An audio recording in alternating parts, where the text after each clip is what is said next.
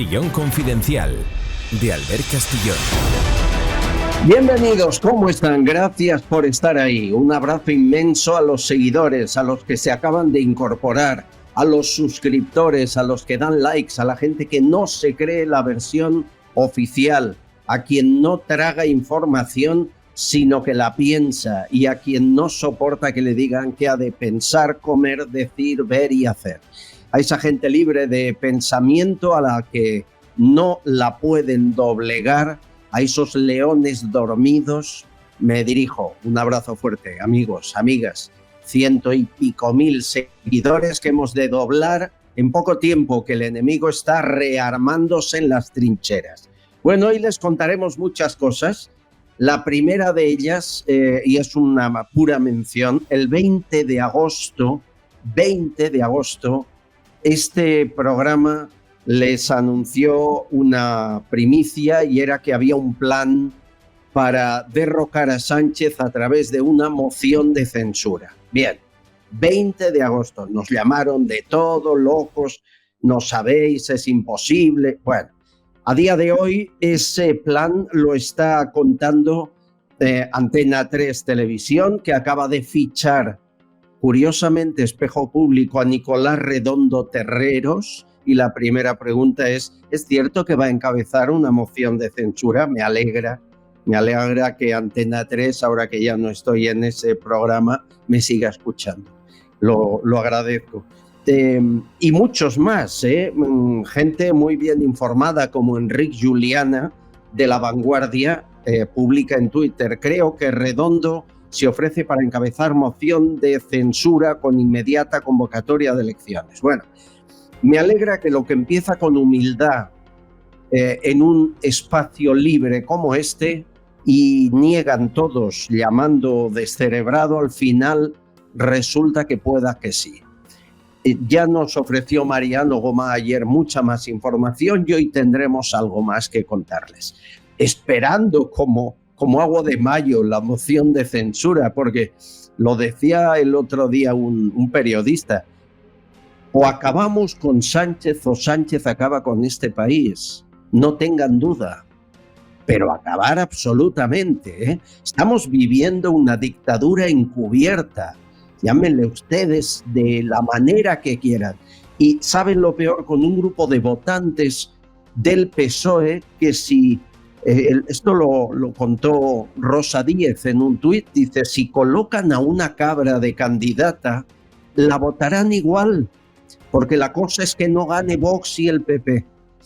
Por lo tanto, hasta una cabra sería capaz de ganar elecciones, o lo hacemos bien de una vez y abrimos los ojos a esa parte de España que no ve el agujero negro en el que estamos cayendo. Bueno, y dicho eso, les quería llevar a Hacienda. ¿Por qué? Porque España cada día se empobrece más. Más de un 25% de la población está en riesgo de extrema pobreza. 1.000 jóvenes, se van cada día de España a buscarse la vida a otros países de Europa. 1.000 españoles, 1.100 para ser exactos, según datos de 2023. Y sin embargo, Hacienda recauda más dinero que en su vida. Están batiendo récords. Miren, en lo que llevamos hasta el mes de junio de 2024, un 33% más que el año anterior. Pero es que en el año 2022 ya batieron récords, y en 2023 superaron ese récord. El año pasado se recaudaron 272.000 millones de euros. Un récord de recaudación que no se sostiene con el nivel de vida de los españoles ni con los fondos europeos, que el 75% se los quedó el Estado y no llegaron al ciudadano, que no se aguanta con el nivel de inflación, de precios, con los sueldos que hay en este país. ¿Para qué quiere tanto dinero el Estado? Hombre, ahora empezamos a entenderlo, ¿verdad? Para que Salvador Illa sea presidente, entre otras cosas. Miren, Hacienda en España es única en muchas cosas y eso es importante que lo sepan ustedes. Los que hemos sufrido 1, 2, 3 inspecciones y no nos dejan vivir, sabemos que lo que pasa en España no pasa en ningún país del mundo. Es el único lugar donde al inspector de Hacienda le dan un porcentaje, un bonus, según la inspección que consigue que paguen. No que sea cierta o no lo sea, no. Si consigue abriendo una inspección, aunque sea falsa, que el señor o señora, la víctima pague, él se lleva un porcentaje. Esto lo contaba un amigo de Estados Unidos, se ponía las manos a la cabeza, dice, pero esto es ilegal en mi país, sí. En tu país sí, en España no. Es la única agencia tributaria del mundo que amenaza a los contribuyentes publicando el nombre de los que son famosos, deportistas, presentadores, actores, para presionarlos más. Aunque no hayan sido condenados, aunque estén en litigio con Hacienda, les pone la foto y siempre hay perritos falderos de la prensa que la reproducen. Es la única hacienda para la que eres culpable hasta que no se demuestre lo contrario. No al revés, como debería ser. La única que puede investigar tu cuenta corriente sin orden judicial. La única que puede meterse en tu teléfono móvil sin orden judicial. La única que si les denuncias, te acosan por haberles denunciado, pero si no lo haces y pagas, te siguen investigando para sacarte más. Así es Hacienda. Llevarles a juicio, y yo lo he hecho varias veces, sale entre 1.000 y 3.000 euros por denuncia. Y buscan estrategias para que no recurras. Si no recurres, pagas la sanción, pero te hacen un descuento que puede llegar al 70%. Si recurres, no solo pagas la sanción, sino un recargo del 50% más. Está todo atado y bien atado. Es una administración parapolicial, una gestión paralela al Estado en la que, oigan, tanto Montoro con el PP como Montero con el PSOE hacen lo mismo.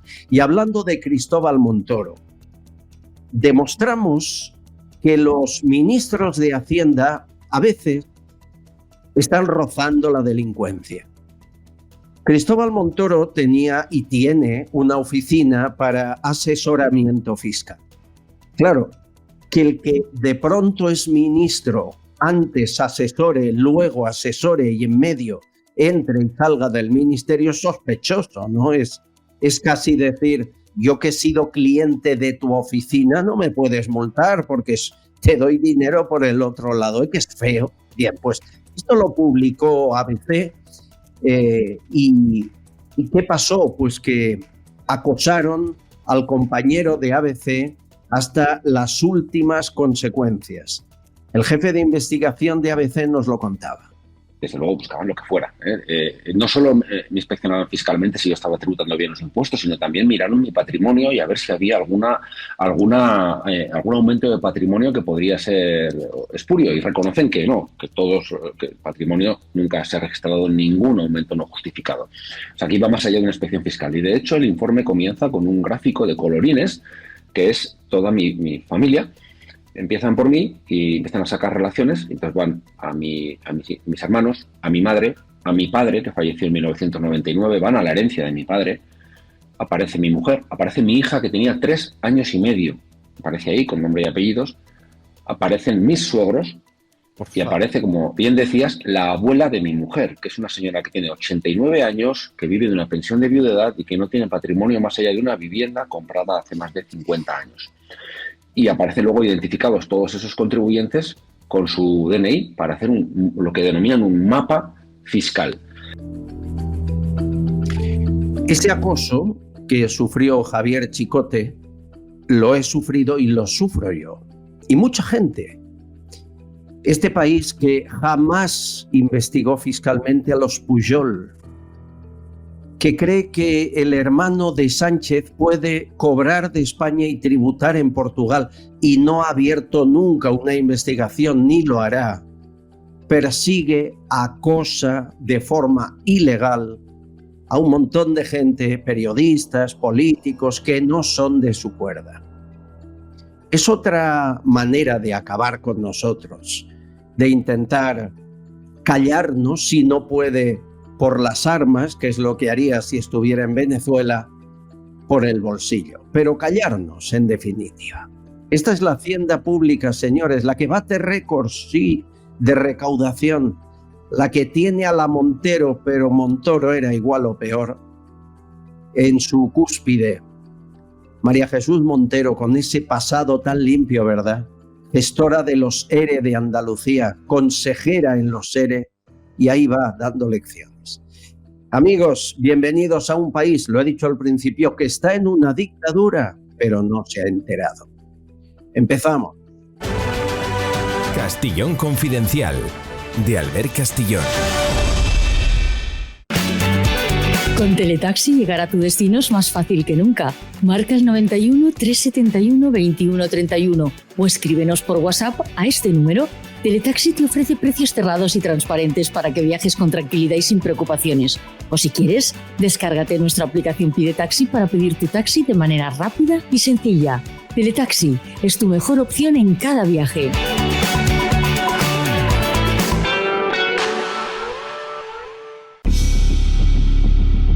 Señores, titular que le podemos ofrecer en exclusiva en este programa. 8 españoles están presos políticos en Venezuela. Repito, 8 ciudadanos españoles están presos políticos por Maduro en Venezuela. Son gente con la doble nacionalidad venezolana y española. Hay que decir que el consulado y la embajada española actúan con mucha neutralidad, no se les ve contundentes para que liberen al menos a 8 españoles, y que no es lo único que preocupa en esa tierra. No. El fin de semana la Guardia Bolivariana detuvo a 120 menores de edad, menores de 14, 15 hasta 17 años. En diferentes lugares de Venezuela. Ellos dicen que estaban en la calle, que no hacían nada, o la policía asegura que era una manifestación. Bien, sea lo que fuese, solo han dejado en libertad semanas después a 86 encarcelados y otros llevan menores de edad más de un mes en prisión por delitos similares. Estamos hablando, los que han quedado en libertad después de unos días, explica cómo les metían la cabeza en cubos con agua para simular ahogarles, cómo recibían golpes, insultos. Hay una campaña que a Nicolás Maduro le empieza a hacer daño y hay que colaborar para activarla, que es Nicolás secuestra niños. Esta campaña en Venezuela se ha puesto muy de moda, ha sido muy rápida su difusión y nos consta que es lo que ha provocado que dejase en libertad 86 de los 120 menores detenidos. También nos llega información de que mujeres presas políticas han sido trasladadas a la prisión de mujeres de Inoz, con 1000 detalles vejatorios. Algunos me los voy a ahorrar, pero les han quitado la ropa, les han quitado hasta los medicamentos a estas mujeres. La situación es de dictadura bolivariana salvaje, que es lo que está ocurriendo, y uno de esos 8 presos políticos con doble nacionalidad y también español, por tanto, es Fernando Noya. Verónica Noya es de la plataforma de familiares de presos políticos en Venezuela, está en Madrid. Bienvenida, Verónica, ¿cómo estás? Hola, ¿qué tal? Muchas gracias por la invitación y por la oportunidad que tenemos los familiares de los presos políticos actualmente en Venezuela, ya que, pues, como sabemos, en Venezuela los medios de comunicación están censurados. Ya los venezolanos no pueden ni siquiera informar la situación real de los presos políticos a través de las redes ni ni de ninguna manera, porque pueden llegar a ser apresados hasta por colocar un estado de WhatsApp en su teléfono. Realmente la situación es inaceptable e insostenible. Evidentemente, antes de las elecciones del 28 de julio teníamos 300 presos políticos, entre los cuales se encuentra mi marido, el capitán Antonio Sequea, y mi esposo y mi hermano, Fernando Noya.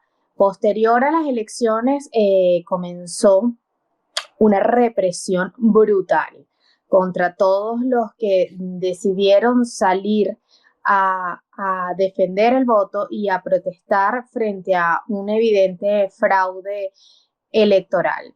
Se hablan de oficialmente más de 1.700 presos políticos registrados. Sin embargo, el número se podría elevar hasta unos 3.000. Hay gran número de personas que fueron apresadas y están desaparecidas en medio de esta crisis postelectoral en Venezuela.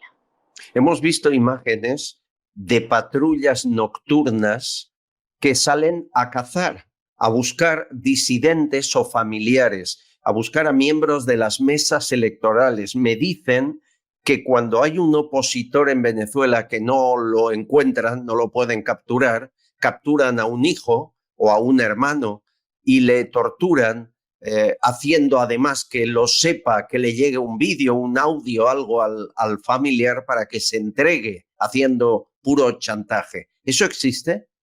Efectivamente, eso existe.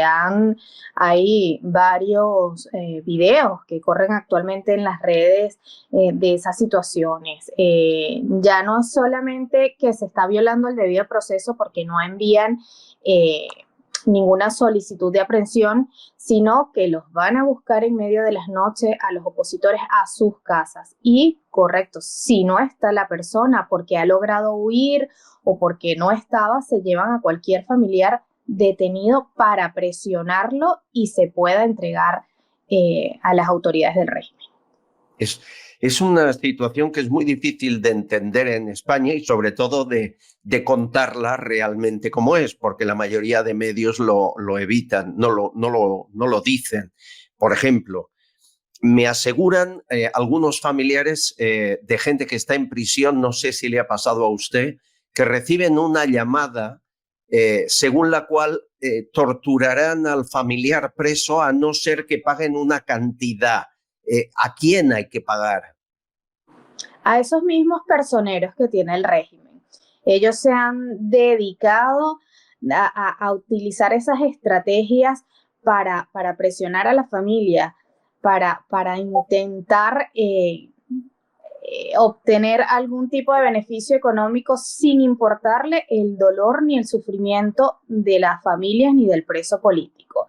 Realmente es una situación muy grave porque además las familias no se atreven a denunciar esta situación por miedo, cosa que es muy lógica porque todos los que tenemos a alguien tras las rejas, en esas mazmorras del régimen, sabemos que ellos están expuestos a cualquier cosa. O sea, mientras yo estoy dando estas declaraciones en este momento, cualquier cosa pudiese sucederle a mi familiar si a ellos le parecen que yo digo quizás algo que no les guste. Y ese es el miedo, ese es el silencio, aparte de la censura que hay en los medios de comunicación. Ni siquiera se nos abre esta ventana para hacer la denuncia. Entonces, es grave, la situación es muy grave. La noto hablando con prudencia, porque quiere evitar que su marido y su hermano aún empeore más la mala situación que está. ¿Les llega todo? Es decir, cualquier cosa que hagamos aquí en España, por ejemplo, esto a través de un canal de YouTube con más de 100.000 suscriptores, les va a llegar, ¿no? Se enteran de todo.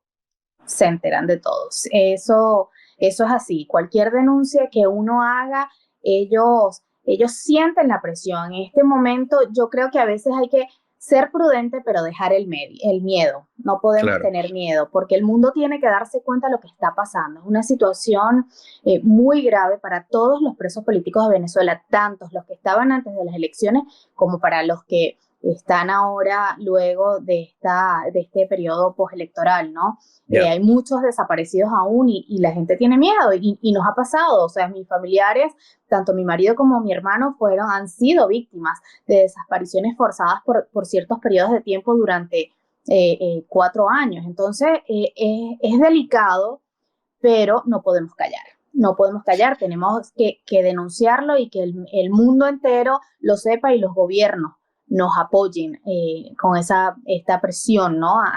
Para que sean liberados todos los presos políticos, porque las condiciones en las que se encuentran son muy inhumanas. No olviden, estamos hablando de Venezuela, de un país donde el expresidente español Rodríguez Zapatero fue a supervisar unas elecciones fraudulentas, donde se secuestra, se tortura, se asesina de forma impune. Su marido y su hermano están en la cárcel Rodeo 1. Vean solo unos segundos un vídeo de cómo se trata a los familiares que van a visitar a otros presos a esa cárcel.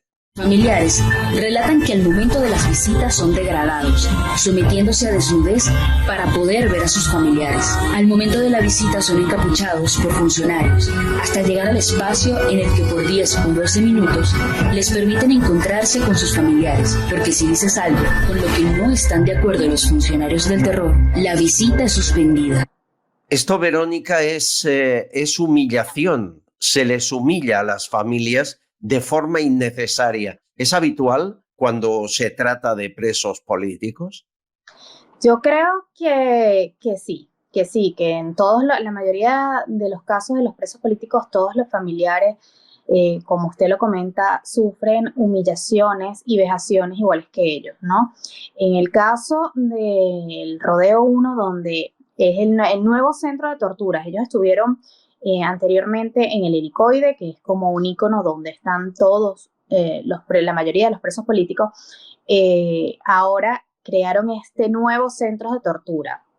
¿Por qué nuevo centro de torturas? Porque están en unas condiciones inhumanas, están en unas celdas 2x2, con una letrina, duermen sobre una goma espuma, y allí cuando el familiar va a visitarlos una vez a la semana, por unos 15 o 20 minutos a través de una mampara y un teléfono, es que logran hablar con el familiar en estos 15 minutos. Pero para llegar hasta ese cubículo a ver al familiar preso, son encapuchados. Los llevan todo el trayecto del recinto encapuchados. No pueden ver qué hay, qué sucede, cuáles son las condiciones, no pueden tener contacto físico. Y esto es humillante realmente hay personas mayores de la tercera edad que van a ver a sus hijos y eso no es justo, eso no está bien. Su esposo, que está en prisión en esta cárcel, el capitán Antonio Sequea, pertenece a la Guardia Nacional Bolivariana y fue uno de los héroes, hemos visto alguna fotografía, que participó en la liberación de Leopoldo López. Desde España nos preguntamos por qué no se levanta la Guardia Nacional Bolivariana y defiende al pueblo en lugar de defender a sus jefes. Dígame usted el motivo, porque la impresión que nos da aquí es que el narco que está detrás del Estado de Venezuela paga muy bien. ¿Es eso? Pues no sabría decirlo.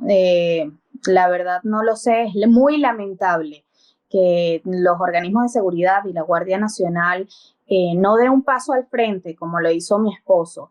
En su momento él no estuvo de acuerdo con lo que sucedía en el país y por pensar distinto y por querer la libertad de Venezuela, hoy ya lleva más de 4 años tras las rejas. Yo creo que tienen miedo, otros están vendidos al régimen, pues las razones podrían ser variadas, pero son pocos los que realmente dan el paso al frente, porque además el que se atreve a dar el paso al frente termina encarcelado, humillado y sin apoyo. Es tremendo. No me habla usted del gobierno español o de Rodríguez Zapatero. Le he de preguntar, ¿tenemos un presidente y un expresidente cómplices de todo lo que me está contando? Necesitamos que evidentemente ellos tengan una posición firme frente a esta triste realidad de los presos políticos. Yo creo que es hora de que tomen la decisión de exigir la libertad de todos los presos políticos, de que vean que hubo un proceso electoral fraudulento que hasta la fecha no está claro. Entonces yo creo que ya es momento, ya ha transcurrido más de un mes, yo creo que ya es momento de que den una palabra solidaria a Venezuela. Ya. Sigue siendo usted muy prudente y hace bien porque tiene familiares en prisión. La última pregunta. En Madrid, en Galicia, en Canarias, está lleno de chavistas invirtiendo, blanqueando el dinero que han conseguido de forma fraudulenta en su país. ¿No le da miedo tenerles tan cerca? No, ya yo perdí el miedo. Yo fui perseguida en Venezuela, no solo yo, mis 3 hijos menores de edad fueron buscados en su colegio para que en ese momento mi marido se entregara. Ya yo fui víctima de una persecución, yo logré salir afortunadamente del país para salvaguardar la vida de mis hijos. Y desde aquí siempre he hecho lo que he podido, lo que está en mis manos, y he denunciado todas las situaciones irregulares con respecto a ellos. Y hoy, bueno, ya soy representante de todos los familiares de los presos políticos, porque como ya le dije al principio, es una situación muy difícil, hay miedo y es comprensible ese miedo, porque quien está en manos de ellos dentro del país puede ser perseguido, acosado o apresado en cualquier momento. Sí, sí. Por una Venezuela libre, ojalá nuestro país sea ejemplo de democracia, que a día de hoy es cómplice de dictaduras, pero eso es mi opinión, no la suya. Todo nuestro apoyo, sabe que lo tiene, de la mayoría del pueblo español, y si llegara esta grabación, este programa, cruzara la cárcel donde se encuentra su marido, Rodeo 1, ¿algún mensaje para él y para su hermano? Sí. Que continúen firmes y fuertes frente a sus ideales, porque estoy segura que Venezuela va a ser libre, que yo voy a ser la voz de ellos y de todos los presos políticos, y voy a exigir la libertad no solo de Venezuela, sino de todos los presos políticos. Qué esposa tan generosa y valiente tiene el capitán Antonio Sequea. Dele un abrazo a sus hijos, enhorabuena, y aquí todo lo que necesite. Muchas gracias. Muchas gracias a usted por la oportunidad. Estaremos pendientes de lo que ocurra con la familia de nuestra invitada, pero en la actualidad confidencial hay un nombre, Jessica R.G. Hemos hablado de ella en el programa alguna vez. Jessica, junto a Andrea y algún otro nombre, apareció en documentos públicos por haber acompañado al ministro de Transportes Ábalos cuando era ministro. Le acompañó infinidad de viajes oficiales que se pagaron con dinero público. Por ejemplo, Jessica estuvo en Abu Dhabi de viaje oficial, en Moscú o en Estrasburgo. Susana Pastor, presidenta de la Asociación de Trabajadoras Sexuales, que ya lo dejó el cargo, conocía a alguna de ellas. De hecho, es una chica que supuestamente salía anunciada también en páginas web como la princesa. El delito no es que contrate servicios de señoritas, el delito es que se lo gaste con dinero de los españoles. Yo solamente puedo decir que yo sí que sé y me consta de que se anunciaban páginas web, lo que no me acuerdo si era Andrea o Jessica, ¿vale? Porque ya con tantas sobrinas una se pierde.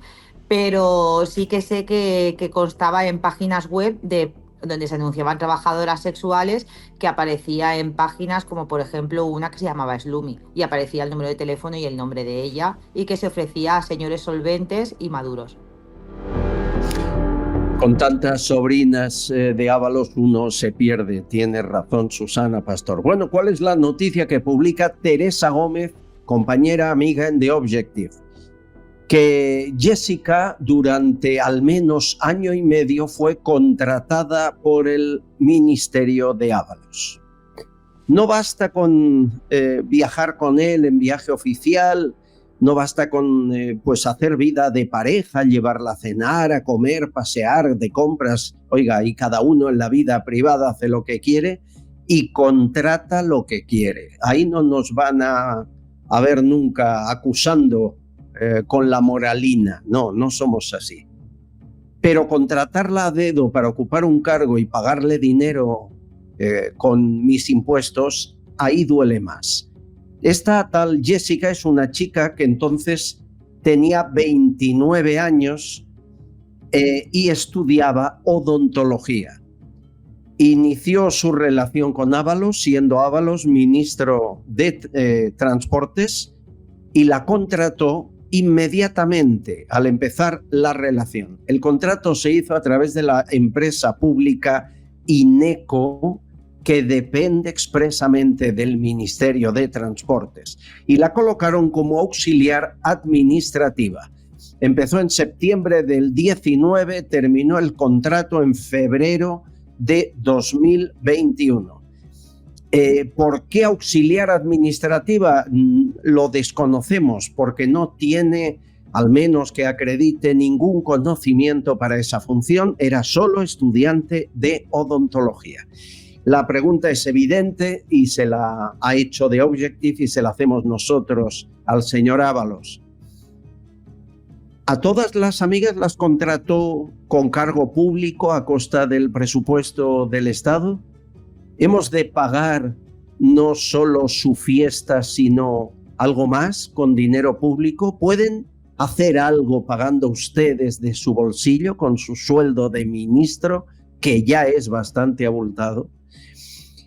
Da cierta vergüenza ajena saber además que ni se esconden ni evitan ser fotografiados públicamente. Esta chica viajó con él a Moscú, había un congreso nacional, le acompañó al congreso, se fue a Abu Dhabi, a Barcelona, a Gerona, a Estrasburgo, como si fuera la esposa oficial, con dinero público. Hasta eso se paga en según qué gobiernos como este.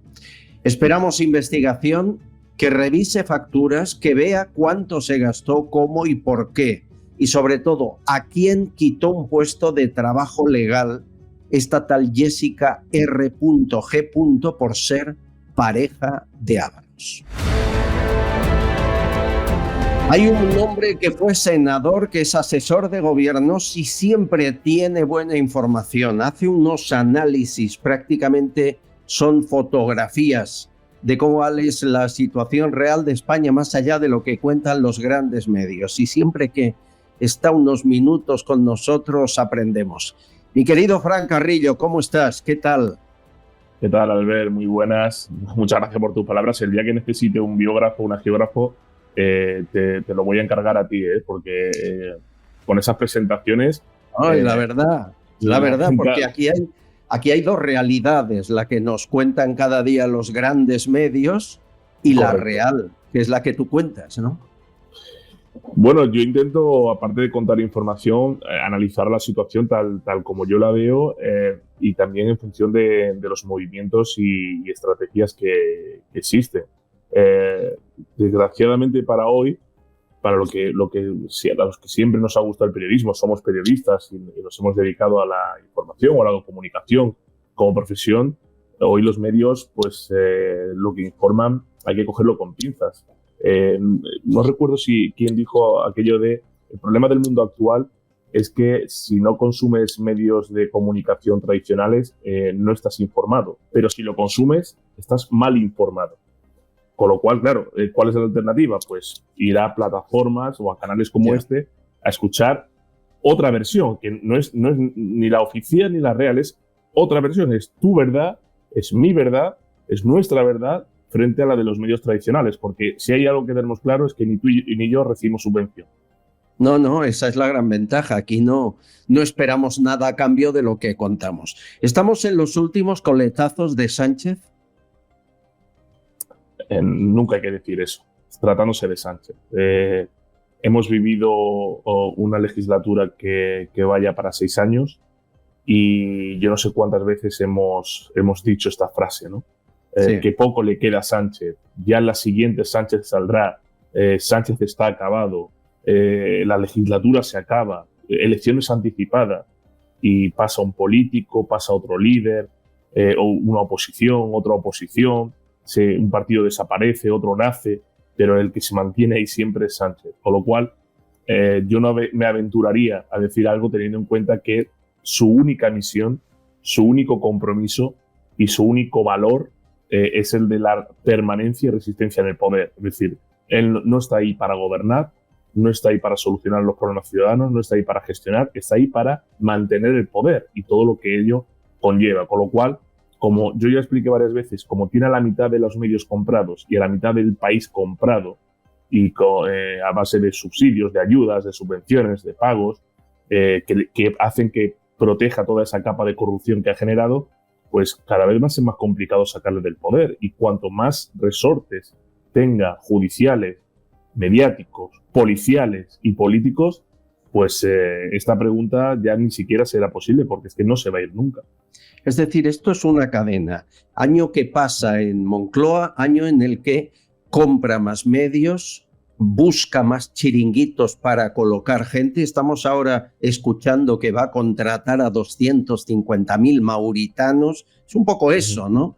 Y al final, como decía Rosa Díez, si se pone de candidata una cabra, pero lo hace en el PSOE y yo formo parte del chiringuito, voto a la cabra. Es eso. Sí, eso de hecho lo dice Rosa Díez, pero eso lo dijo Alfonso Guerra.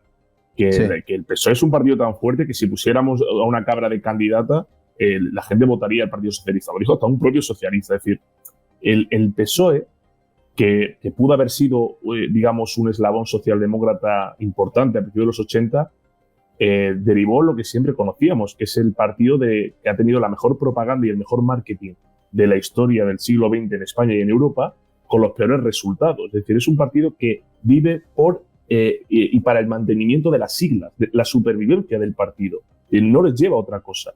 Y si para la supervivencia del partido hace falta corromper las instituciones, comprar votos, crear chiringuitos, colocar a gente, comprar funcionarios, comprar jueces, comprar medios, todo lo que haga falta mientras haya dinero para sobrevivir, para seguir existiendo. Ese es el cometido del Partido Socialista. Así que, claro, cada año que pasa, es más complicado sacar del poder a aquel que tiene un mayor control de la situación. Y es que tiene a la mitad del país comprado. Es que esto, yo lo repito muchas veces, pero los que sí creemos en la democracia y en la vía de las urnas, es muy complicado porque él vio muy bien que esta situación le podía mantener en el poder durante muchos años. Es decir, si uno lee las encuestas y los sondeos de los últimos días, es que el resultado no varía. Siguen con 132 escaños que, sumados a todos los partidos periféricos y tal, le da de nuevo la Moncloa. Es decir, no le pasará jamás factura, ni amnistía, ni referéndum, haga lo que haga. Haga lo que haga.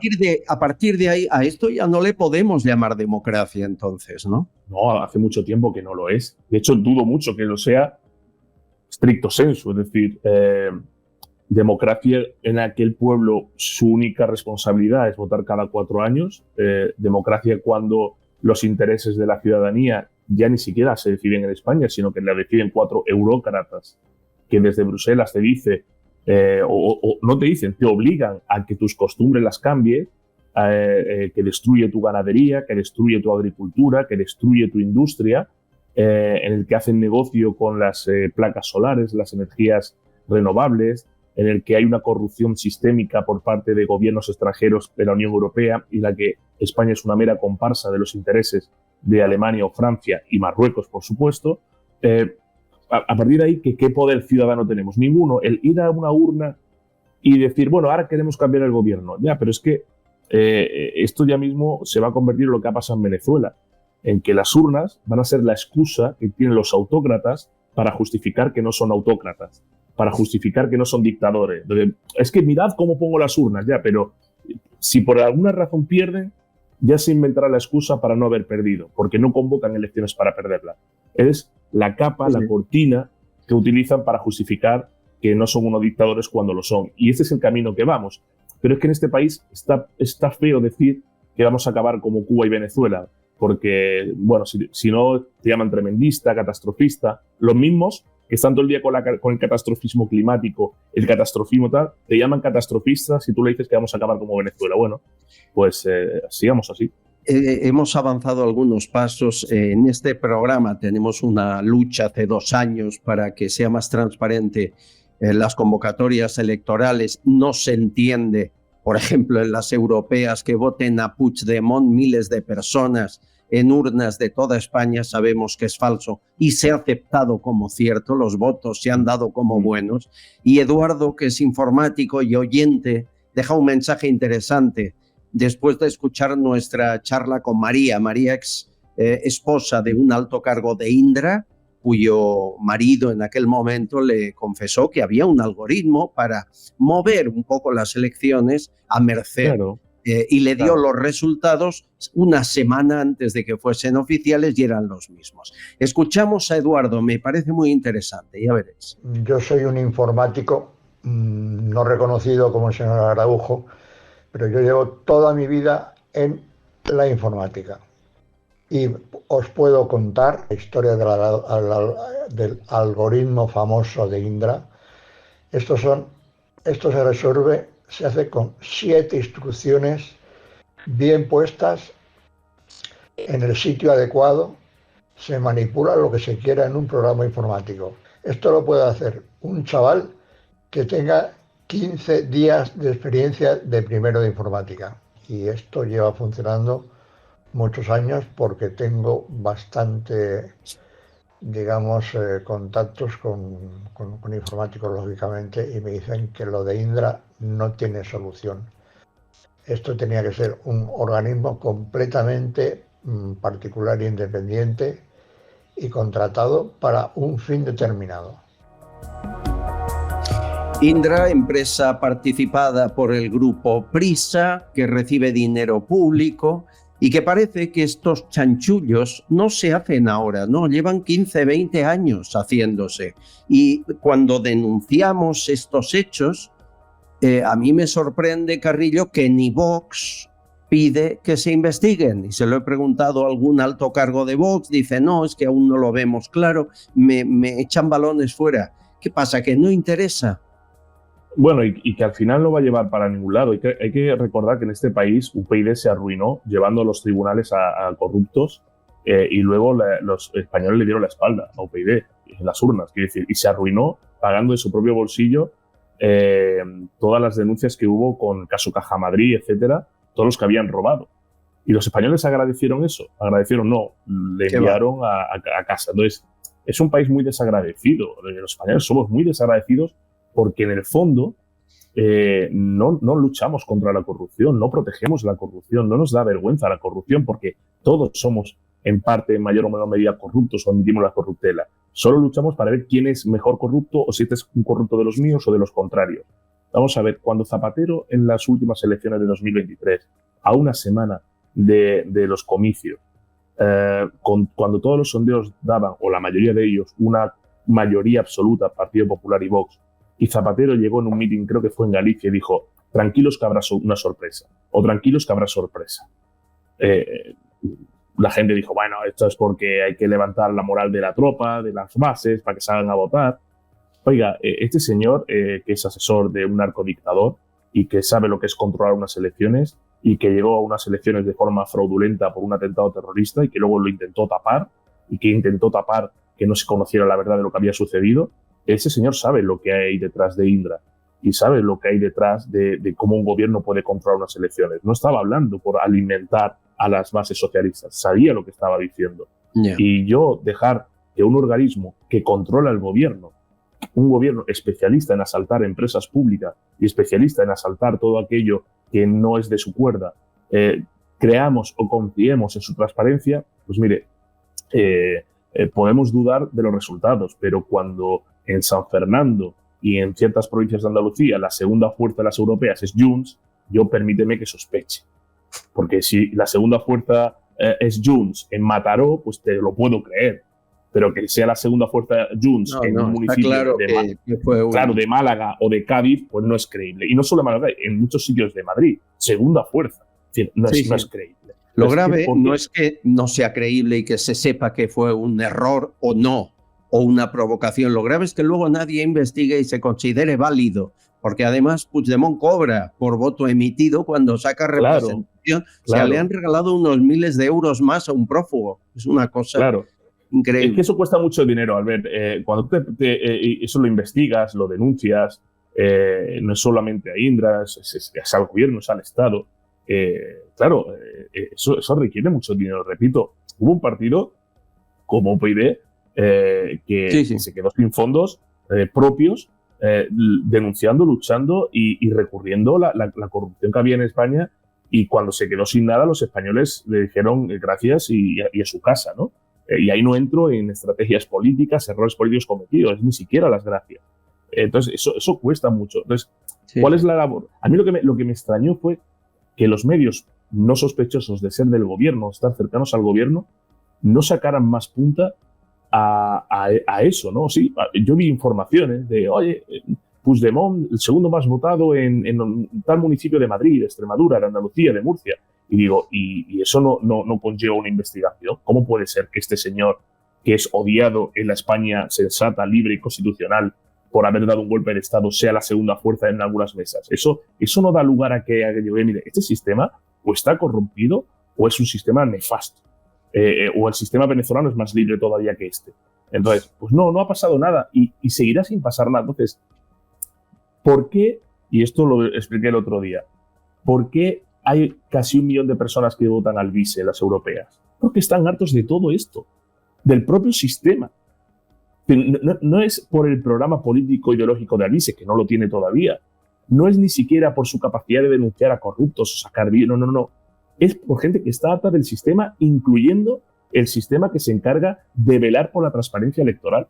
O sea, es un hartazgo general. Si no, es imposible sacar 1 millón de votos. Ayer El País y El Mundo publicaban encuestas de votos si se celebraran hoy las elecciones, y en las dos Alvise sacaba al menos 2 diputados a nivel nacional.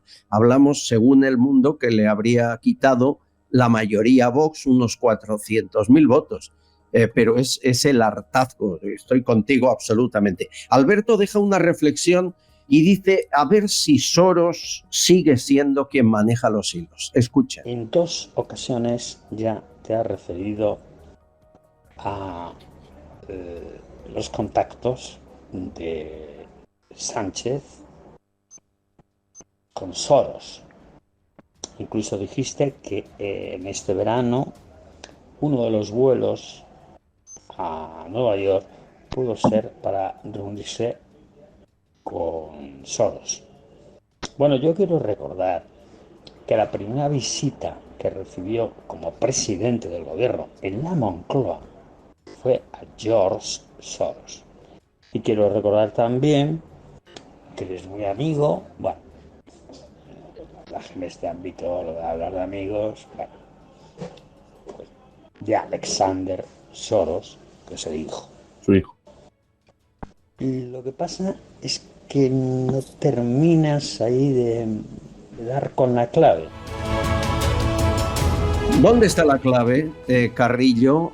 Hay quien me dice que Alexander Soros, el hijo, y el padre, que sigue gobernando con puño de hierro, están enfadados con Sánchez porque no les hace el caso que deberían. ¿Te ha llegado algo? Bueno, que detrás de todo lo que es este entramado de problemas que hay en Europa y detrás de toda la Agenda 2030 está Soros, lo sabemos hasta los que no estamos metidos ahí. A poco que uno esté informado, investigue, rasque, pregunte, sabemos quién financia a través de la Open Society, esa sociedad que habla de libertad y tal, y que lo que se dedica es a generar caos, porque cuanto más caos haya, más dinero gana él.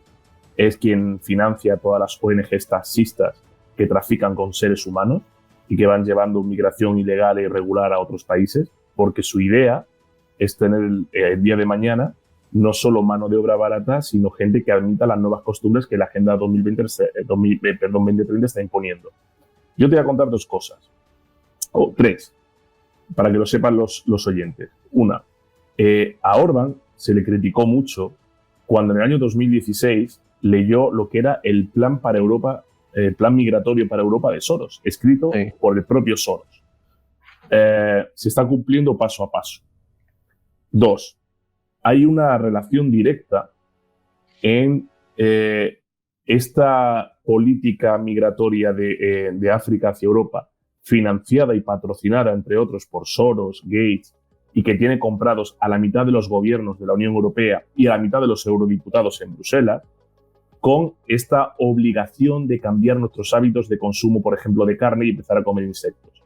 Porque la Europa, digamos, civilizada, de clase media, la Europa continental, la Europa que conocemos hasta ahora, pues tiene unos hábitos que la nueva migración, los nuevos habitantes que llegan a Europa, desconocen. Es decir, ¿quiénes están acostumbrados a otro tipo de hábitos alimenticios? Los que vienen. ¿Quiénes rechazaríamos que nos quitaran la carne, el pescado y lo tal? Los que estamos. Con lo cual, claro que con una sustitución de población, primero, sería mucho más barato la contratación de mano de obra y segundo, sería mucho más fácil que estas nuevas ideas de las energías renovables, hábitos alimenticios, calaran mejor. Eso en segundo lugar. Y en tercer lugar, esto ya lo puedo contar, en mi época política en Ciudadanos, yo tuve una intervención en la que critiqué a Soros y me dijo que a Soros no se le podía tocar. ¿Quién? Pues alguien que formaba parte de la ejecutiva y que tenía relación con el entorno de Soros. ¿En Ciudadanos también, Fran? En Ciudadanos había gente que estaba muy relacionada con Soros y su entorno y con la Open Society, la fundación en la que opera de forma filantrópica, pero que en el fondo lo que es un mero patrocinador de inmigración ilegal, de conflictos, compra de votos, etcétera, etcétera, etcétera. Todo lo que denunció Orbán, y Orbán era el maligno, todo se está cumpliendo. Todos los negocios de carne sintética y tal, está él detrás. Todo lo que ha pasado en Estados Unidos y ahora con todo el tema de Biden, él está detrás. Todos los problemas y conflictos que hay en Europa, él está detrás. Y yo lo critiqué en una tertulia y escribí una columna sobre él y me dijeron, no desde presidencia del partido, sino alguien de la ejecutiva con cierto, digamos, predicamento y cierta valoración interna, pues me dijo que, hombre, ¿cómo podemos decir eso? Que nosotros somos un partido liberal y que Soros era liberal, que no podemos criticar a Soros porque Soros no era el problema. Y yo dije, yo la información que tengo de gente en Estados Unidos, de gente que está aquí, de gente en Bruselas y de tal, es que este señor es un peligro para la libertad y es un peligro para la democracia y es un peligro porque el señor solo piensa en sí mismo, en su negocio y en cambiar el orden establecido. Él, los gays, tal. Lo que pasa es que esto no se puede decir porque la mitad de los gobiernos de la Unión Europea, presidencias incluidas, y la mitad de los eurodiputados que viven muy bien en Bruselas están comprados por este hombre.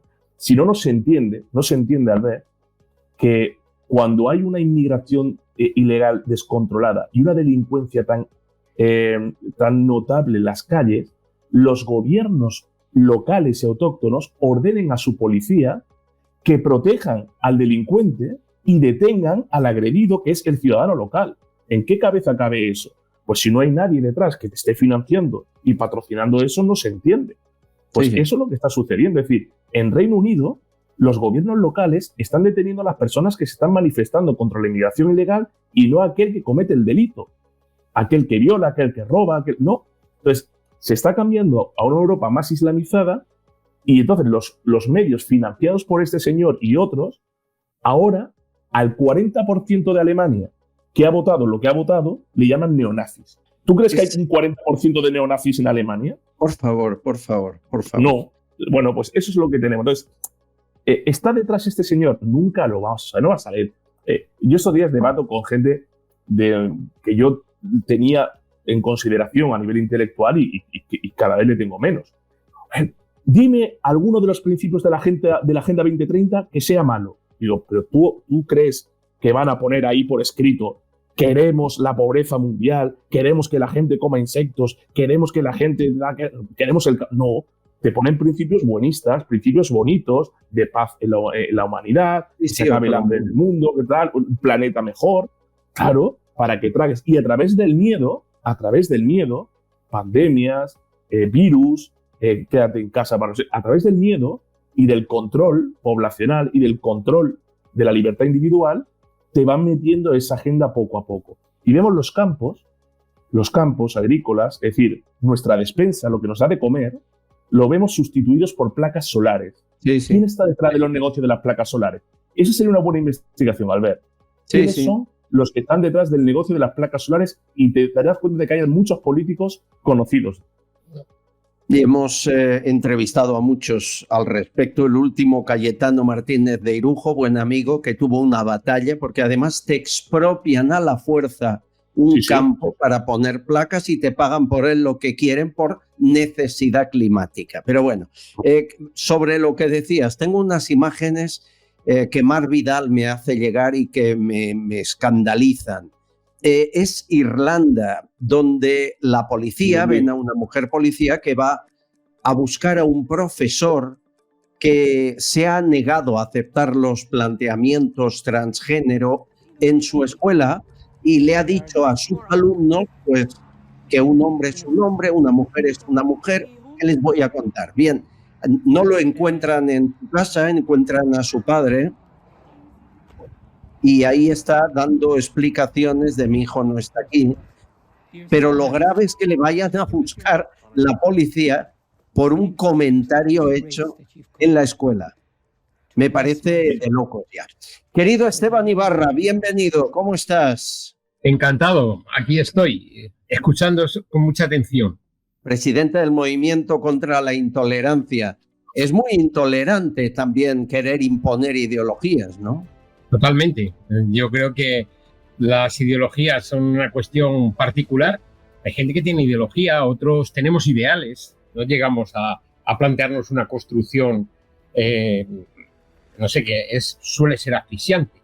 Y desde luego imponerlas pues ya está fuera de locos. De todo elemento democrático. Da la sensación de que vamos para atrás. Sí, sí.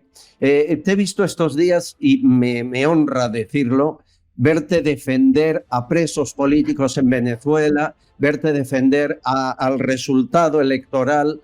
Lo digo porque tú lo haces, pero Sánchez no. Y el gobierno español con la boca pequeña y la Unión Europea más pequeña todavía. Y aquí Rodríguez Zapatero, asesor de un dictador, viendo cómo torturan, asesinan, mirando a otro lado. A mí me avergüenza como país. Hemos entrevistado a Verónica Noy al inicio del programa y es brutal lo que está sufriendo esa gente. Totalmente. Bueno, nosotros dimos un paso adelante después de las elecciones, ya lo veníamos viendo antes, ¿no? Incluso en la campaña electoral aparecieron 2 o 3 personas asesinadas. Nos llamó mucho la atención, bueno, ¿por qué tanta dureza en la misma campaña? Pero es que después del fraude llegó la represión y fue una represión, nos han llegado cientos de vídeos, pero cientos. Llegó una represión salvaje y con muchos muertos. Calculamos que en todo este periodo, ya veremos la investigación lo que da de sí, superan los 30 personas que han sido asesinadas, centenares de heridos y luego calculamos, por lo que nos dicen, en torno a 3.000 detenidos, muchos de ellos arbitrariamente, mujeres embarazadas. Y luego hay algo que no tiene nombre, que es, se detiene arbitrariamente a una familia, por ejemplo, unos padres, y se está buscando al hijo. Y entonces le dice, yo pongo a tus padres en libertad si tú te entregas. O sea, bueno, esto ya no tiene nombre, ¿no? Bueno, el caso es que a partir de ahí hicimos una convocatoria a organizaciones sociales, al margen de los partidos políticos, que llevan su dinámica, la respetamos, pero las organizaciones sociales dijimos que era nuestro momento, que teníamos que dar un paso al frente y creamos la Alianza Ciudadana por la Libertad en Venezuela. Agrupamos a 40 y tantas, ahora ya prácticamente tenemos un centenar y hemos pedido precisamente al gobierno lo que tú estás diciendo, es decir, que se rechace categóricamente la violencia y la represión, que se reconozca el Mundo González y que, en fin, que se exija un esclarecimiento de todos los secuestrados. No puede ser que haya gente secuestrada que no se sepa dónde está, que dice que están en el helicoide, que es el centro de tortura, están tal. Pero lo más importante ha sido que también le pedimos que nos apoye, que no sé si lo va a hacer, no lo sé, pero nosotros vamos a tirar para adelante, ante los tribunales de justicia democrática. Con esto decimos un planteamiento amplio. ¿Qué hemos hecho? ¿qué hemos hecho? Pues hemos anunciado que vamos a presentar un informe sobre todos estos datos que tenemos al Tribunal Supremo de Justicia de Venezuela, que está en el exilio, que es el único institución democrática que queda, es la única. Entonces, de forma que nos planteen una declaración de reconocimiento, de constatación de que estos son crímenes de odio, porque lo denunciamos así, crímenes de odio, cometidos por quien los cometa, es decir, por el régimen, por los grupos armados violentos que les hemos visto disparar a quemarropa a la gente, pero que eso existe y que eso hay que acometerlo. Con lo cual estamos ahora mismo elaborando con toda la base de datos que nos han dado, que es mucha, y se lo vamos a presentar al Tribunal Supremo de Justicia en el exilio. Y luego ya las preguntas que nos hacen es, ¿y después qué? Pues bueno, una vez que hayamos conseguido esa declaración, ese reconocimiento, pues entonces ya veremos si va por la vía de la justicia universal o por dónde va, ¿no? Esa es la idea. Hay algo que hemos denunciado en este programa y tú, Carrillo, lo sabes, y es que la mayoría de chavistas desde 2018 blanquean su dinero en España. Primero lo hacían en Miami, la DEA les empezó a perseguir y los de Miami se vinieron aquí. Y entre Galicia, Madrid y Canarias, pues hay un montón de negocios que están hechos con dinero del narco, del robado a las minas, bueno, de todo tipo. Hay un oyente, J. Acune, que dice que igual que ellos decían exprópiese, ¿por qué ahora la Unión Europea no dice exprópiese? Buenos días, Albert. Qué alegría volver a verlos todos juntos. España viva y adelante. Exprópiese todo lo que no corresponde. Se podría hacer eso, Esteban. Se podrían al menos investigar, digo yo, ¿no? Claro, lo que corresponde es investigar. O sea, lo que no se puede hacer es mirar para otro lado, ¿no? Aquí tenemos una serie de movimientos de capitales que en fin, que son sospechosos. Entonces, vamos, lo que hay que hacer es... que al lado de mi casa tengo una gasolinera que es de un primo de Diosdado Cabello. Me explico que es que esto no cuesta nada, que si lo sabe la prensa, se saben las empresas de servicios, restaurantes. Vamos, es algo brutal que dices, lo mínimo que se investigue, ¿no? Claro, lo mínimo que se investigue. Y mira, has mencionado a una persona que realmente es la que más ha emitido discurso de odio. Ahora que se habla tanto de discurso de odio, yo digo, mira, Diosdado Cabello, es que no deja títere con cabeza. Cualquiera que abre la boca, y le hemos visto además recientemente haciendo declaraciones, como hemos visto con Molinero. A esta declaración de Cabello. Andan como unas ratas escondiéndose lo que están aquí en Venezuela, pero los vamos a agarrar. Y aquí ya no habrá más perdón. Se acabó el perdón. Tras la conspiración, un nuevo perdón, una nueva conspiración. El Libertador terminó eso diciendo clemencia criminal. Se acabó la clemencia criminal. Serán acusados ante las autoridades competentes por los más altos delitos y no habrá beneficio para ninguno de ellos, ni para ninguna de ellas. Y no nos vamos a detener. Y si quieren provocarnos, les voy a decir algo, vamos a caer en la provocación. Pero lo vamos a joder. Lo vamos a joder. Bueno, según la DEA, ofrecen $10 millones por ser el jefe del cártel de los Soles gobernado por Cuba. Y ahí está, amenazando a la gente. Carrillo, nunca sabremos bastante el papel de Rodríguez Zapatero en todo esto. Recordemos lo que dijo Alvarado, el embajador de Guaidó. Se reúne Zapatero con Maduro y deciden financiar a Sánchez para que llegue a la Moncloa. Es decir, ¿qué dinero ha financiado a Sánchez? ¿Qué dinero ha entrado en Ferraz desde Venezuela? ¿Cuál era su origen para llegar donde ha llegado? Esto lo ha dicho el embajador de Guaidó, ¿no? Si tuviéramos medios libres como tal y no felpudos del poder, pues seguramente cumplirían su misión, que es acorralar al gobierno. Diosdado Cabello es el jefe de esa narcodictadura, no es Maduro. Diosdado Cabello. Es un criminal que debería ser juzgado por la Corte Penal Internacional por crímenes contra la humanidad. Maduro, él y todos esos secuaces. Pero también Zapatero. Zapatero debería ser juzgado por la Corte Penal Internacional por cómplice de una dictadura, de una narcodictadura que asesina, que secuestra y que viola los derechos fundamentales, los derechos humanos más fundamentales. Esa es la maldición que hemos tenido. Es decir, creíamos que no podía dar más pena y ser más miserable como presidente. Sí, lo puede ser como expresidente. Porque el papel de Zapatero aquí es muy relevante. Es el señor que no solamente se ha hecho millonario a costa del sufrimiento de un pueblo que, repito, está siendo asesinado, perseguido, secuestrado y torturado, sino que ha blanqueado a esos narcodictadores y le ha permitido también, a saber qué, financiar el dinero sucio, negro, que ha llegado a España por parte de esos dirigentes, ¿no?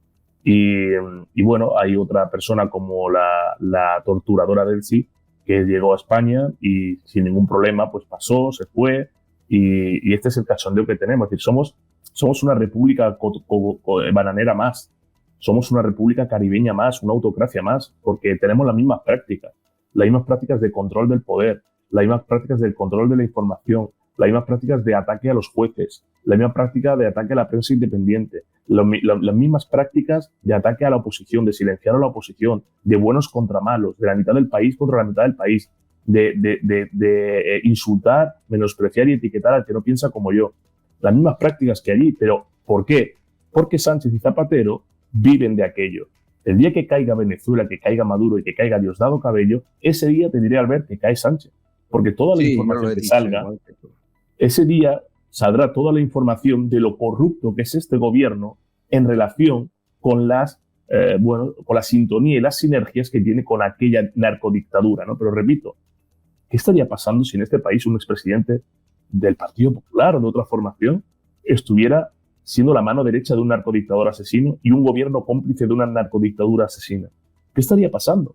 Pero que como es el PSOE no se le puede tocar, como es el PSOE no se le puede decir, oiga, estamos normalizando una cosa que no es normal, que es que un presidente que llegó después del mayor atentado terrorista de este país y que todavía no sabemos quién lo hizo y por qué lo hizo, porque este señor se dedicó a ocultar la verdad, se dedica a ir por el mundo a blanquear a una de las dictaduras más asesinas, totalitarias que hay en el mundo, de izquierdas, por supuesto, porque siempre todas las dictaduras que hay ahora mismo en el mundo son de izquierdas. Y esto hay que decirlo, porque si no lo dices, parece que, queda ahí. No.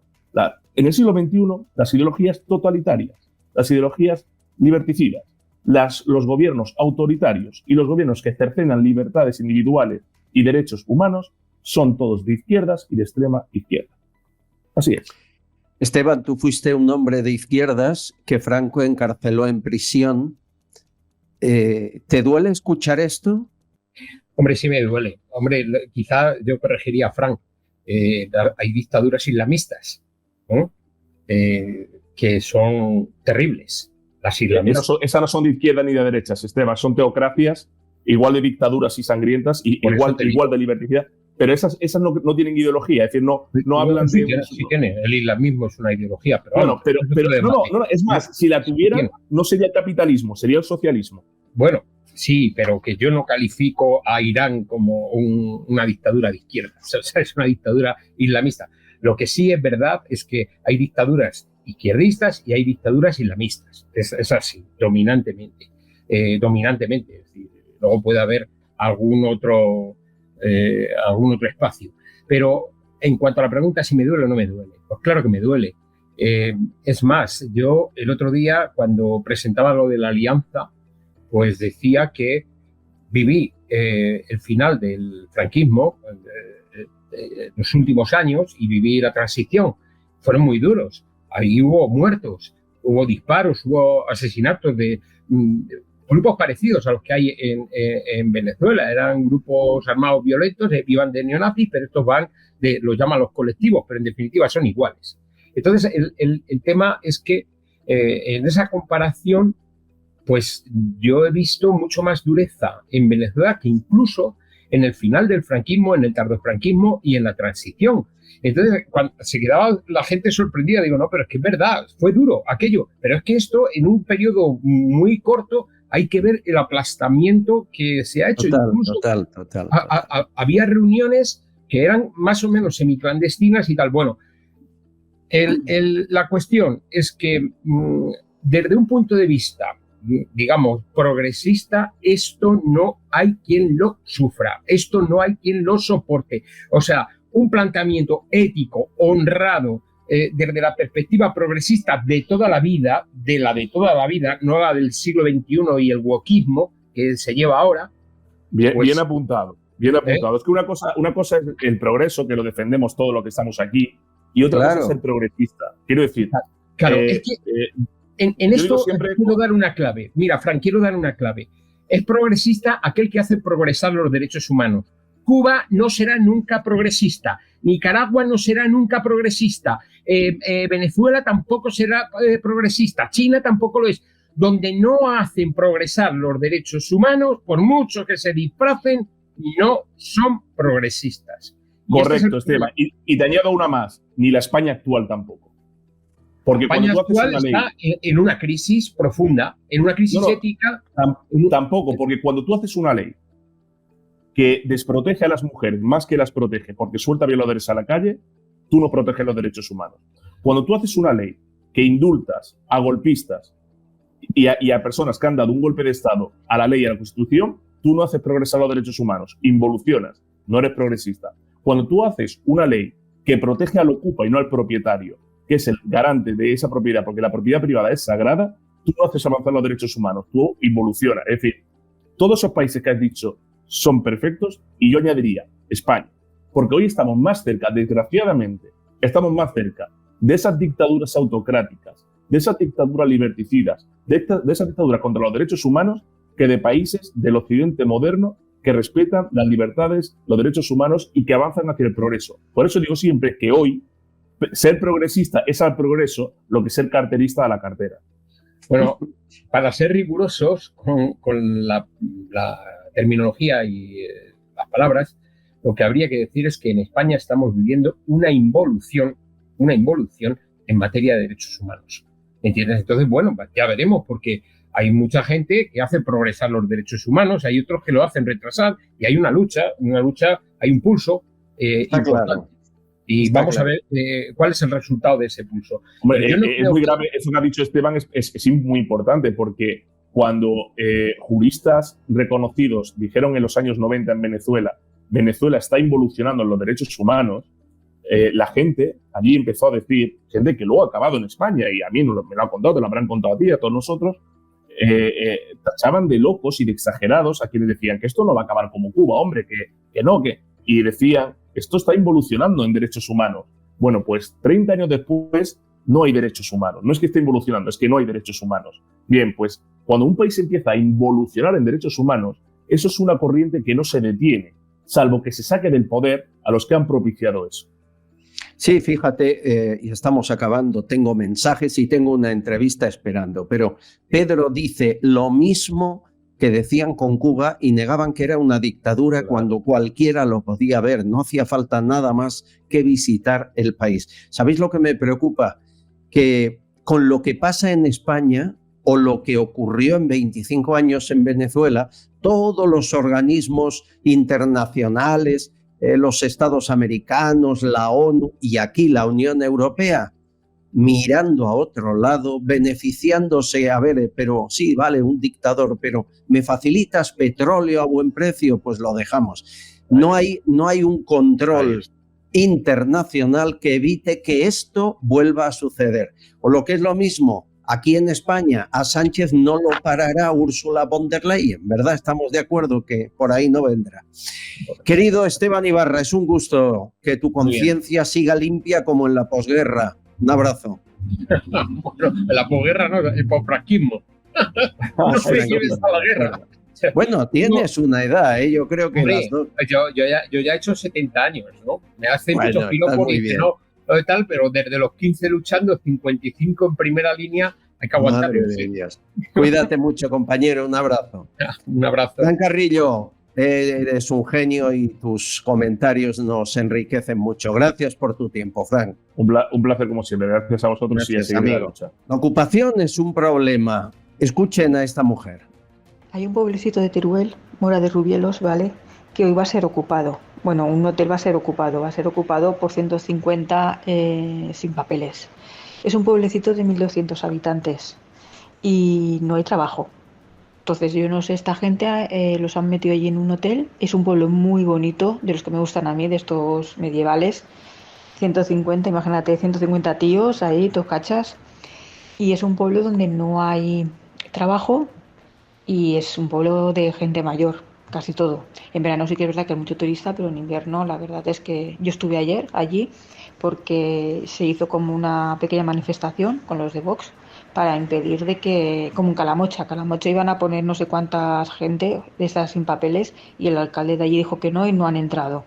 Pero aquí el alcalde, no sé por qué, en Mora de Rubielos ha dicho que sí.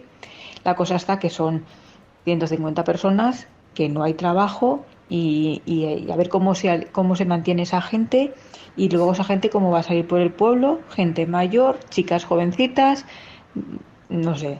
La cosa está de que no lo has visto en ninguna televisión, seguro.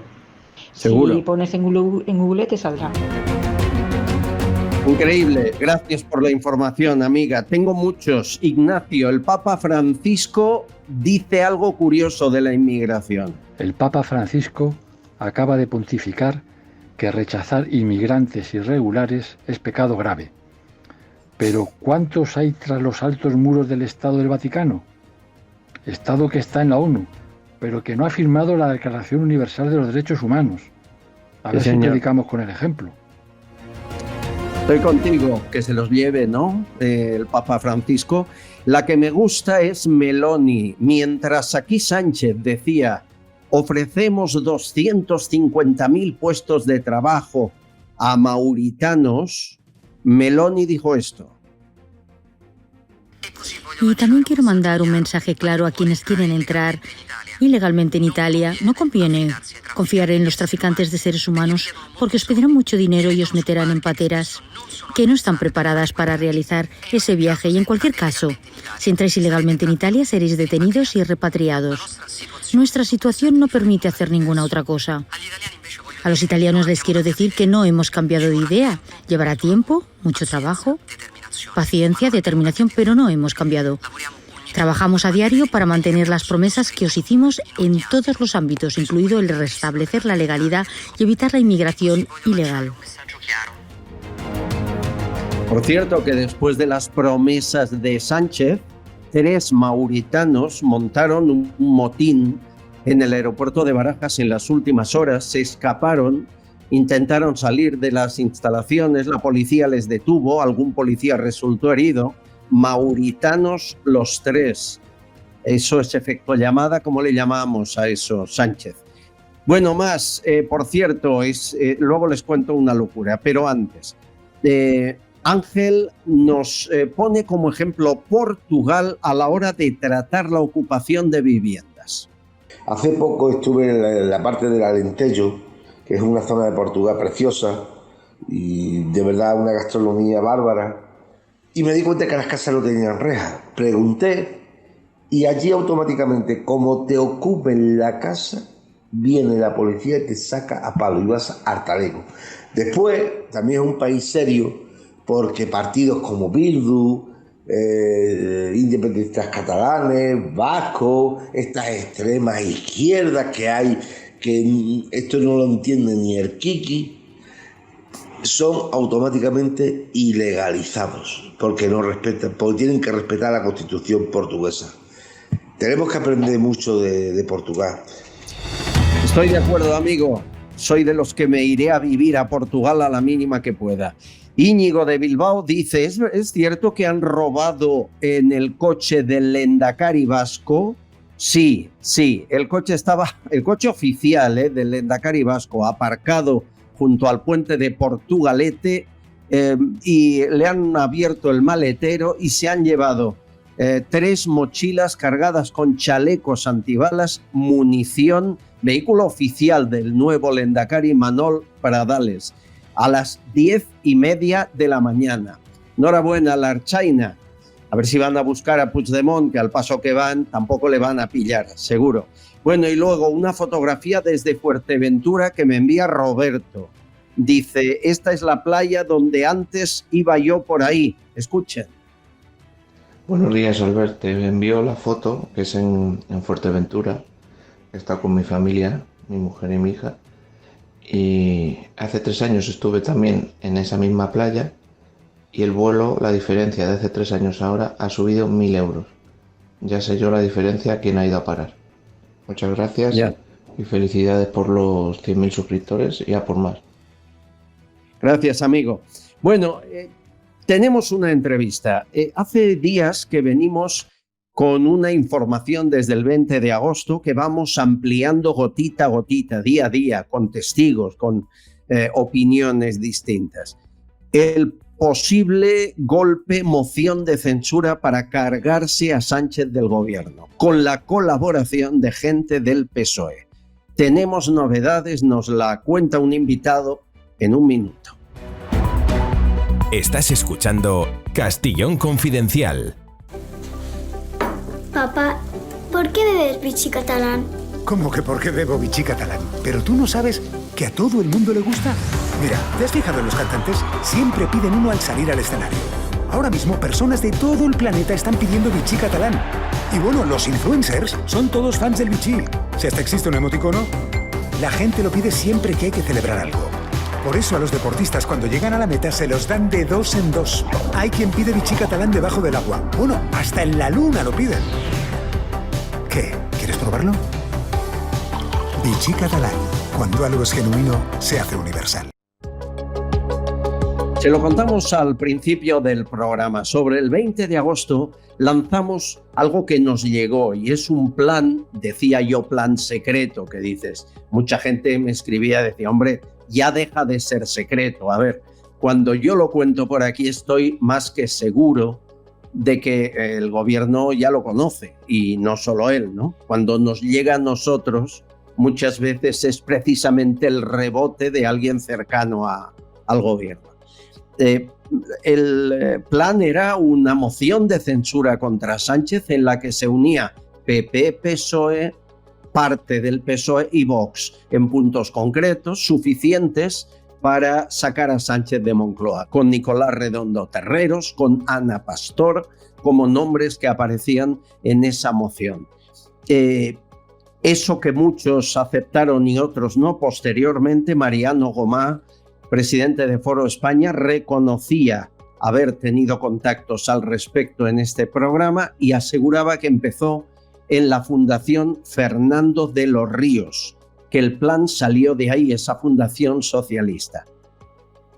Señores, fue pasar agosto, esto les digo, ocurrió el día 20, la entrevista a Mariano Gomá ayer, y el presidente del gobierno anuncia que ocurrió ayer a toda prisa una ejecutiva federal para convocar al Comité Federal en noviembre, o sea, un congreso del PSOE, y renombrar cargos. Hay que interpretar qué significa esto, porque puede tener causa-efecto, quizás sí. Alberto Sotillos, nuestro querido compañero sociólogo, periodista, y alguna vez pudo ser secretario general del PSOE. Y aún quién sabe, porque eres joven, ¿no? Nunca se sabe, nunca se sabe. Ahora mismo no, pero no, digamos que con Sánchez no. Está más difícil que hace un tiempo, pero no imposible.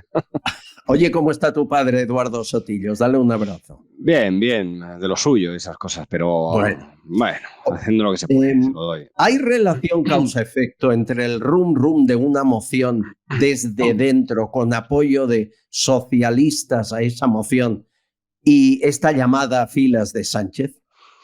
Fíjate que quien interpreta que esa información de la moción es más que en sí la posibilidad de moción, es un aviso a Sánchez de, ojo, que nos movemos, ojo, que podríamos hacer cosas. Y sí, es lógico que haya una reacción. Y además Sánchez es muy de tenerlo todo atado y bien atado. En cuanto nota que alguien se mueve con una opinión diferente, no tiene la más mínima duda de adelantar lo que haya que adelantar y renovar a quien haya que renovar. Has dicho cargar, no renovar. Renovar. Hay que renovar. Monta ese congreso para cortar cabezas de los díscolos, por ejemplo, Aragón, que ya ha dicho que no votará el cupo catalán. ¿Es eso? Se le acumulan los díscolos y por varios motivos. Claro, al final el fondo son los pactos antinatura y lo que hace que muchos dirigentes socialistas estén dispuestos a tragar todo hasta un límite. Y el límite es perder incluso sus propias comunidades autónomas, que oiga, no me voy a sacrificar yo también para tu bienestar. Y ahí han puesto un poco el parón. Y pues Sánchez va a tener que medir ahora si tienen esa capacidad o no la tienen. Es verdad que tiene bastante controlado el partido orgánicamente Sánchez como para que estas personas que tienen una voz discrepante, que tienen una voz socialista, que es que ya llamamos discrepante a cualquier cosa, pues esas personas que son socialdemócratas y están dentro de las siglas del Partido Socialista, pues probablemente tengan complicado para renovar su puesto o quedará muy debilitado en algunos casos. Si, como me dicen, en septiembre empieza a romperse la unanimidad de voto, por ejemplo, en el Congreso y en el Senado, eso sería un aviso a navegantes. No ha ocurrido nunca, ni en la amnistía, ni en el indulto, nunca, jamás. Yo lo sigo viendo difícil. Quiero decir que eso depende mucho. Escuchábamos a Ábalos diciendo ahora, a partir de ahora voy a votar en conciencia. Hombre, se supone que es tu obligación desde y ahora, hasta ahora ha votado como inconsciente. Claro, entonces, pues ese es el resultado. Quiero decir, nos lo está transmitiendo. Los que están ahí han sido elegidos por una ejecutiva federal. Es verdad que algunos nombres están pactados con los territorios, pero ya te digo, pactados. Por lo tanto, la lealtad, el 90 y tantos % está con la ejecutiva federal y con Sánchez. Yo veo siempre, ya te lo he dicho siempre, mucha dificultad para que un diputado nacional rompa la disciplina de voto porque sabe que no repite. Eso lo tiene clarísimo. Y en un momento, pues sí, más todavía. Creo que es más una cuestión de presión de los territorios a la posibilidad real. Pero vamos, ya te digo, yo creo que a Sánchez le da igual con eso los diputados, entre comillas. Quiero decir que lo que pasa en la legislatura lo da por perdido ya hace tiempo. Moción de censura, ¿sí o no? ¿Cómo la ves? ¿Te ha llegado algo? Ya te digo, a mí me llega más como presión, como el hecho de decir, bueno, que sepas que habrá un límite. No sé cuándo lo pondremos ni cómo lo pondremos, pero hay un suficiente número de personas que estamos avisándote de que algunos de tus actos y pactos están por encima de nuestro nivel. Ahora, también es verdad que hemos visto muchos niveles sobrepasarse sin problemas hasta ahora. Yo tengo dudas. Siempre que he visto el Partido Socialista, por dentro es muy lento, muy temeroso, muy miedoso y casi nunca se atreve a hacer nada. Ya, Castilla-La Mancha, Aragón. Y a mí me sorprende Extremadura, porque claro, el líder en Extremadura lo colocó Sánchez a dedo, porque era el presidente de la Diputación de Extremadura y colocó a su hermano a trabajar ahí. ¿Qué pasa? ¿Se le revuelve el hermano? Bueno, el hermano es un problema aparte que genera lo que genera, pero es cierto que claro que al final Extremadura es un sitio donde el Partido Socialista y las bases y los alcaldes consideran que se puede ganar. Entonces es muy difícil asumir que vas a perder por el bien de Cataluña o que vas a ver por el bien de Moncloa, cuando además, que esto creo que es muy claro decirlo, para un extremeño que haya un presidente en la Moncloa le está sirviendo de poco. Entonces, claro, vender a tus ciudadanos en Extremadura que hay que sacrificarse para que no gobierne la derecha, te dirán, hombre, ya, pero es que a lo mejor necesitamos el tren. Y no sé si Óscar Puente nos lo va a dar, claro. Esas cosas. Qué mal han tratado Extremadura este gobierno y los anteriores, qué desastre, qué maltrato. Exacto. Y tragan hasta que el alcalde diga, oye, ya, es que no puedo perder mi pueblo. Claro, claro, es lógico. Por cierto, ¿qué hacía Sánchez en Andorra? Si de verdad se creen que se fue a ver el Mundial de bicicleta cross, vean las imágenes porque son propias de... Pero él ha bajado en bicicleta, ¿no? O sea, él bajó en bicicleta con Begoña, con el casco y 12 policías llegaron en helicóptero, pobres policías que tuvieron que ir en bici también a su lado, 10 escoltas en todo momento, y se hizo traer desde Moncloa un Audi, el habitual que le traslada a él, que es blindado para los recorridos cortos, ¿no? Porque, claro, ir en bici es muy peligroso. Y muy cansado. Es el presidente del gobierno. Yo que si quiere usar ese coche, lo use. También te digo que a mí, Sánchez de vacaciones es cuando menos me preocupa. Te preocupa cuando trabaja. Claro, entonces si quiere estar en Andorra bajando montañas, no le pongo ninguna pega. Si la quieres bajar, subir, bajar. El champán francés, viste la foto, bueno, ¿no? Ahí me parece, por eso, ahí no hace, quiero decir, ahí está en lo mejor que puede hacer. Ahí no le criticas, que al menos no trabaja. Eso es lo mejor que puede hacer. Y si bueno, veremos qué ocurre países, en los que visite más días. Países. Este septiembre va a ser caliente. Yo insisto que a mí me llega que se mueven sillas que hay acuerdos entre PP, PSOE, incluso Vox, gente de Vox, no Abascal, y que hay reuniones y que hay charlas telefónicas. Y que hay mucha gente en el PSOE que dice, si os movéis, me muevo con vosotros. Sí, pero yo no llevan, seré el primero. Claro, llevan 20 años. En cuanto os mováis, me muevo. Y al final no se mueve nadie. También es verdad que este adelantamiento del Congreso tiene una doble navaja, un doble filo para Sánchez.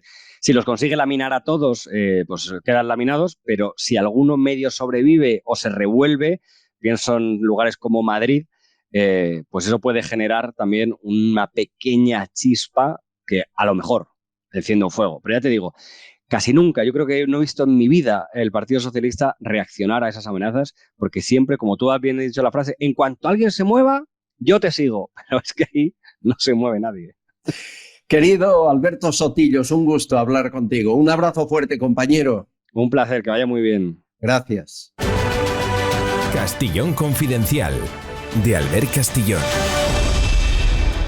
Estos son los amigos de A Contrarreloj en un pueblo de Granada. Me han mandado un vídeo y no sé si me alegra o me pongo a llorar. Vean. Se nos fue uno de los canarios, pero mira, nos han regalado otro y se llama Castillón. Míralo, qué bonito. Y canta y larga como tú. Así que por eso le hemos puesto Castillón. Y el que se nos ha ido ha sido Coscurro. Y ahí tenemos otro, que es un jilguero, pero le hemos puesto tu nombre, Castillón. Gracias, amigos. Bueno, dice que larga mucho y claro, entonces Castillón. Ya solo me faltaba eso, que le pongan mi nombre a los canarios. Bueno, más. Y los últimos mensajes. Me dice Ana, yo no confío en ningún partido político en España, confío en personas honradas, no en partidos. Dice, como vosotros. Gracias por la confianza. Juan Ignacio, cada mañana recorro 200 kilómetros para pasar consulta, supongo que es médico, muy tempranito por Madrid y me acompaña todo el viaje. Me preocupa que mucha gente se queje, pero vuelvan a votar al PSOE. Nos preocupa a todos, amigos. Desde la Comunidad Valenciana les veo todos los días. Me dice también Coco, jueces y fiscales, ¿para qué sirven? Pueblo, despierta. Pensé que esto solo pasaba en Venezuela. Y Sol y Marte, ¿creéis que los cuerpos y miembros de seguridad del Estado deberían votar? Esto es un buen debate, ¿eh? Al final son servidores públicos, sea quien sea el gobierno. ¿Deberían tener signo político? Mi opinión personal es que sí. Claro, saben distinguir muy bien opinión e ideología de cuál es su trabajo. Esto es como un enfermero que me digan que no va a remontar o a ponerle una inyección a alguien por ideología. ¿Estamos locos? ¿Hasta ahí llega la ideología política? Al no tratar igual de bien a uno que a otro. No debería ser. Pero bueno, son debates. Línea abierta 649-532-435. Y mañana seguimos charlando. No os olvidéis, el Bizum funciona. Pocos días, ya veréis, se cortará, dirán que pasa algo, pero el Bizum funciona, eso es un milagro. Y el segundo canal también, suscribíos, que es nuestro plan B para cuando nos cierran este. Un abrazo a todos, hasta mañana a la misma hora en el mismo lugar.